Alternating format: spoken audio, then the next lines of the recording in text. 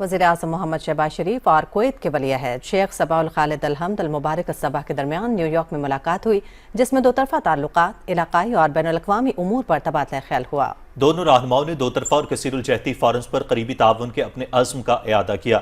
وزیر اعظم نے دونوں ممالک کے درمیان تاریخی برادرانہ تعلقات کا ذکر کرتے ہوئے امیر کویت شیخ مشعل احمد الجابر الصباح کے لیے نیک خواہشات کا اظہار کیا۔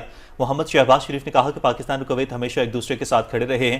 پاکستان میں حالیہ سیلاب کے بعد کویت کی طرف سے اظہار یکجہتی پر مشکور ہیں۔ انہوں نے پاکستان اور کویت کے درمیان تعاون کے مثبت پیش رفت پر اطمینان کا اظہار کرتے ہوئے کہا کہ تجارت، سرمایہ کاری، زراعت، لائف سٹاک، افرادی قوت کی برآمد اور صحت کے شعبوں میں تعلقات کو مزید مضبوط بنانے کے خواہاں ہیں۔ وزیر اعظم نے کہا کہ رواں برس کے آخر میں کویت کے ولی عہد کے دورہ پاکستان کے منتظر ہیں۔ کویت کے ولی عہد نے فلسطینیوں پر ہونے والے مظالم کو عالمی سطح پر مؤثر انداز میں بے نقاب کرنے کے ساتھ خطے میں امن کے لیے اہم کردار پر پاکستان کی سفارتی کوششوں کو سراہا۔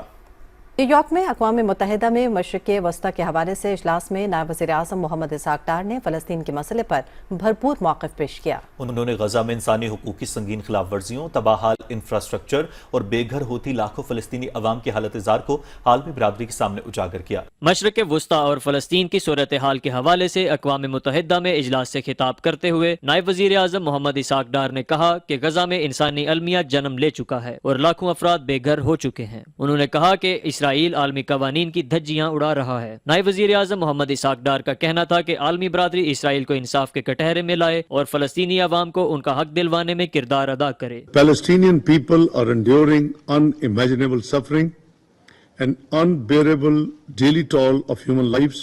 The devastation is immense. The grief is immeasurable. The world must not remain silent. Gaza has become graveyard for the humanity as well as for the global conscience. We call upon the Security Council and the broader international community to act decisively, to uphold human dignity, to ensure accountability and deliver justice. The time for words has passed.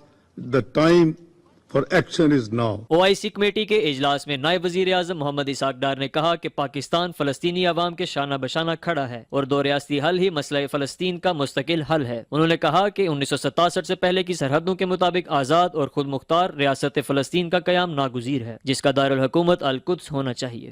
Israel has continued its indiscriminate war on civilians is morally indefensible and legally untenable. Pakistan reaffirms its unwavering solidarity with the Palestinian people. Pakistan has made it a priority to advance peace in the Middle East and justice for our Palestinian brothers and sisters.